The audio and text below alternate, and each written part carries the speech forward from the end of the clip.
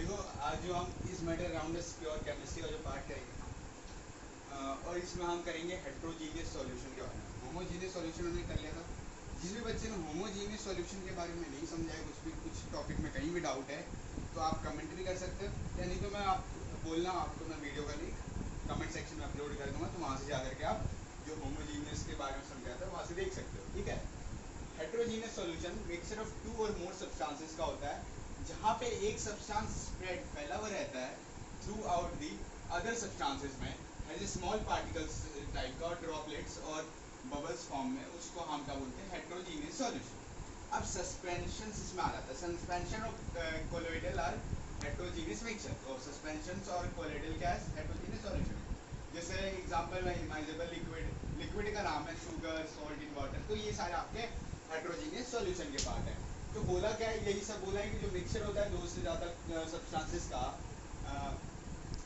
Sorry, जो mixture होता है टू और मोर सब्सटेंसेस का, एक से ज़्यादा सब्सटेंसेस का, जिसमें एक सब्सटेंस फैला हुआ रहता है throughout the other substances में as a small particles type का, और ड्रॉपलेट्स टाइप का, और या बबल्स टाइप का बोल सकते हो, उसको हम बोलते हैं heterogeneous solution. If the examiner is asking can you define the heterogeneous solution, so you can write this point also, the mixture of two or more substances in which one substance is spread through out the other substances as small particles, droplets or bubbles are called heterogeneous solution. So you can write this as a suspension also. Suspensions are colloidal are heterogeneous mixture. Suspension और colloidal क्या होता है, heterogeneous mixtures में होता है।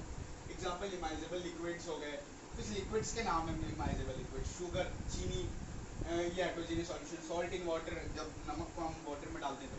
अब हमारा आता है होमोजीनियस और हेट्रोजीनियस का ये डिफरेंसेस। ये डिफरेंसेस आपको याद होने चाहिए, क्योंकि मैं बता दे रहा हूँ अगर आपने ये डिफरेंसेस नहीं याद किए चार के चार तो आप एग्जाम में पछताओगे। क्यों ऐसा बोल रहा हूँ, क्योंकि जो ये जो होमोजीनियस और हेट्रोजीनियस का जो प्रॉपर्टीज है वो आपका बिल्कुल ही बिल्कुल आता ही आता है। क्यों ना आप फॉर एग्जाम्पल अगर आप आगे जाकर कुछ पीसीएम लेते हो, केमिस्ट्री लेते हो, फिजिक्स केमिस्ट्री मैथ्स, तो पीसीएम में केमिस्ट्री में आपको ये होमोजीनियस हेट्रोजीनियस दोबारा पढ़ना पड़ेगा, और प्लस एग्जाम में भी इंपॉर्टेंट है ये। आपके स्कूल के एग्जाम में आप देख लेना, गारंटेड देख लेना, 2 से 3 नंबर में ये आ जाएगा, right the differences between heterogeneous solution and homogeneous solution. So you can write this point that it has uniform composition through out its mass and it does not have uniform composition through out its mass. मतलब बोले ये uniform composition होता है उसके मास से, ठीक है। Uniform composition मतलब स्टेट, ठीक है, लेकिन इसमें कोई यूनिफॉर्म कंपोजिशन नहीं होता उसके मास से। इसमें ना ही कुछ विजिबल बाउंड्रीज होते हैं जो सेपरेट करता है बिटवीन कंपोनेंट्स को, लेकिन इसमें विजिबल बाउंड्रीज होते हैं जो सेपरेट करता है कंपोनेंट्स को। लेकिन जो कंपोनेंट्स है मिक्सचर्स के उसको हम नहीं देख सकते हैं इजीली, लेकिन जो कंपोनेंट्स है मिक्सचर्स के उसको हम इजीली देख सकते हैं। जो मिक्सचर है वो नहीं दिखता है टाइडल इफेक्ट में, बट जो ये है हेट्रोजीनियस वो दिखता है आपका टाइडल इफेक्ट में, ठीक है। तो ये था। अगर आप ऐसे बोलोगे टाइडल इफेक्ट क्या होता है, तो देखो आप 2 मिनट देखो, मैं आपको दिखाता हूँ टाइडल इफेक्ट क्या होता है, क्या सिस्टम बोला जाता है, टाइडल इफेक्ट किसे बोला जाता है, सब कुछ बताऊंगा मैं अभी, ठीक है। अब देख लो एक बार, जो कहीं भी डाउट लग रहा है आपको हेट्रोजीनियस होमोजीनियस में, तो वहाँ पे आप एक बार स्क्रीनशॉट ले लो, नहीं तो लिखना है तो आपको। ये देखो टाइडल इफेक्ट, ये बताया गया ना, tidal effect can be absorb when sunlight passes through an coil of a dense forest. In the forest, mice contains tiny droplets of water, which act as the particles of colloidal dispersed in air. So this point is asking, this point is saying that जो tidal effect होता है वो observe करता है जब sunlight पास होता है through एक कॉन्वॉय ऑफ डेंसेस फॉरेस्ट से मिस्ट कंटेन टाइनी ड्रॉपलेट्स, ठीक है, ड्रॉपलेट्स ऑफ वाटर, जो एक्ट करवाता है particles of colloidal disperse in air, तो उसको हम क्या बोलते हैं, टाइडल इफेक्ट बोलते हैं। अगर बोल दिया कि tidal effect, can you explain tidal effect in 2 or 3 marks, so you can write this point, tidal effect can be observed when sunlight passes through the canopy of dense forest। मतलब देख सकते हो ना, आज समझ सकते हो as a scatter of light, light का फैलना। अगर आप बोलो जब हम लाइट को मारते हैं, टॉर्च फॉर एग्जांपल, टॉर्च को हमने मारा, वो स्कैटर कर देगा पूरी जगह पर, इसका वही बोला है, टाइडल इफेक्ट भी वही सेम चीज है। अब देखो tidal effect, properties of colloidal, ये सब हम करेंगे नेक्स्ट क्लास में, इसमें आपको मैं समझाऊंगा अबाउट द टाइडल इफेक्ट्स, ठीक है। कोलोइडल सस्पेंशंस वगैरह मैंने आपको समझा दिया, प्रॉपर्टीज सस्पेंशंस। देखो एक चीज जो आपको लिखना है ना बुक से, वो मैं बता देता हूँ क्या लिखना है आपको,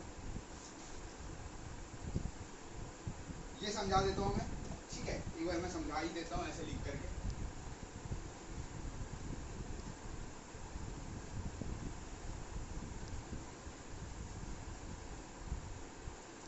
बोल क्या रहा है, जैसे मैटर,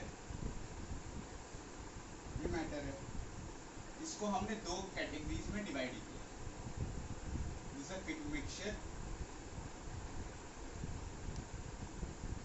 और this is pure substance.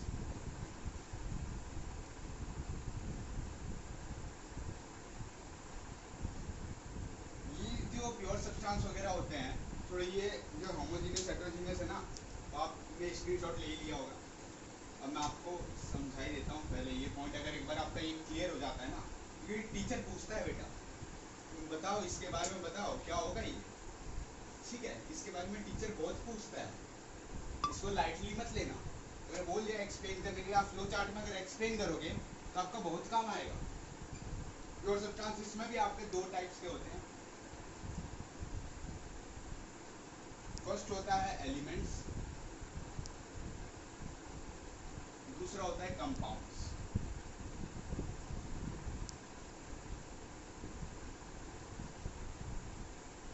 Can not be broken down to simpler substance, ठीक है। एंड फॉर एग्जांपल आप बोल सकते हो कॉपर, ऑक्सीजन, एयर, क्या बोल रहा है इसमें, आयरन, हाइड्रोजन, हाइड्रोजन। देखो मैं आप अब बोलोगे सर ये क्यों लिखवा रहे हो, लिखवाने की क्या जरूरत, जब बुक में दे रखा है, अगर कहीं डाउट हुआ तो मैं पूछ लूंगा, ऐसा आप बोलोगे ना। देखो लिखवाना मेरा काम है, क्योंकि अगर मैं नहीं लिखवाऊंगा और नहीं समझाऊंगा तो बच्चा फेल होने की कगार पे हो जाता है। Compositions can be broken down into, elements में ब्रोकन डाउन हो जाता है, एलिमेंट्स बाय केमिकल और इलेक्ट्रोकेमिकल रिएक्शंस के through. For example water, methane, sugar, ये देख लेना अब आपका जो दे रखा है ना एग्जाम्पल देख लेना। एग्जाम्पल तो अब मैं बताने बैठूंगा नहीं, ठीक है। एग्जाम्पल आपको खुद ही पढ़ना पड़ेगा।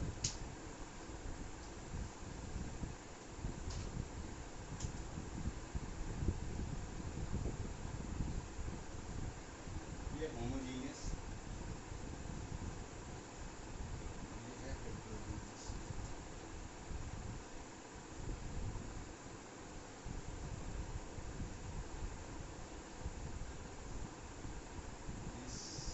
ये बनाना जरूरी है आपको, यूनिफॉर्म कंपोजिशन,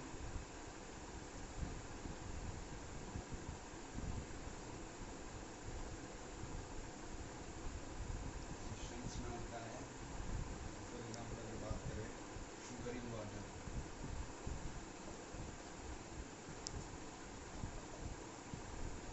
वाटर हेटेरोजीनियस हो गया, non uniform, non uniform composition.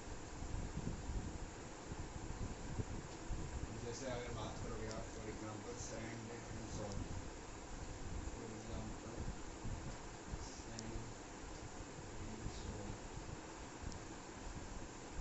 तो समझते हैं अब क्या बोला है, ठीक है। अब आता है हमारा मेन मुद्दा, तो जो मैटर होता है उसको हम दो कैटेगरीज में डिवाइड करते हैं, प्योर सब्सटेंस और मिक्सचर्स में। आपको मैंने फर्स्ट क्लास में बताया था प्योर सब्सटेंस और मिक्सचर्स। प्योर सब्सटेंस जो टोटली प्योर हो, मतलब उसमें कुछ मिक्स ना हो, और मिक्सचर वो चीज़ है जिसके अंदर बहुत सारी चीज़ों को मिक्स करके कोई चीज़ फॉर्म किया गया, तो हम इसे बोलेंगे मिक्सचर। देखो प्योर सब्सटेंस को हम दो चीज़ में कैटेगराइज करते हैं, एलिमेंट्स और कंपाउंड्स। एलिमेंट्स को हम ब्रेक डाउन नहीं कर सकते सिंपल सब्सटेंस में, लेकिन हम कंपाउंड्स फिक्स्ड कंपोजिशंस होता है और ब्रेक डाउन इनटू एलिमेंट्स, और हम इसको एलिमेंट्स में ब्रेक डाउन कर सकते हैं बाय केमिकल और इलेक्ट्रोकेमिकल रिएक्शन से।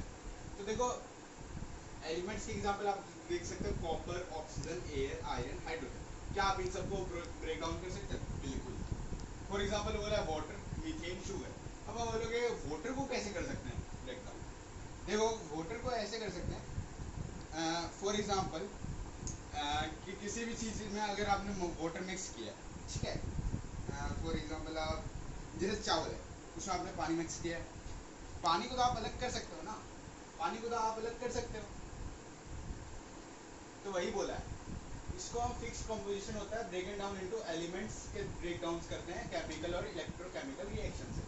अब आता है होमोजीनियस। होमोजीनियस वो चीज़ भी होता है सेम। होमोजीनियस का मतलब होता है सेम। हेट्रोजीनियस, होमोजीनियस में यूनिफॉर्म कंपोजिशन आता है। यूनिफॉर्म कंपोजिशन में for example sugar in water, water में शुगर है। हेट्रोजीनियस कंपोजिशन में कोई यूनिफॉर्म कंपोजिशन नहीं आता है, नॉन यूनिफॉर्म, जैसे सैंड हो गया, सॉल्ट हो गया, ये सारे हेट्रोजीनियस सॉल्यूशन। अगर आपको इसका फ्लो चार्ट चाहिए अच्छे से प्रॉपर मैनर से, मतलब आप एनसीईआरटी से देख सकते हो, एनसीईआरटी से मैंने भी आपको बनवाया नहीं, एनसीईआरटी का अलग से मैं आपको एक फ्लो चार्ट चाहिए तो आप प्लीज़ कमेंट करना फ्लो चार्ट, तो आपका फ्लो चार्ट का लिंक अपलोड कर दिया जाएगा। तो आज के लिए थैंक यू वेरी मच, और कहीं भी डाउट लग रहा है तो आप पूछ सकते हो डिस्क्रिप्शन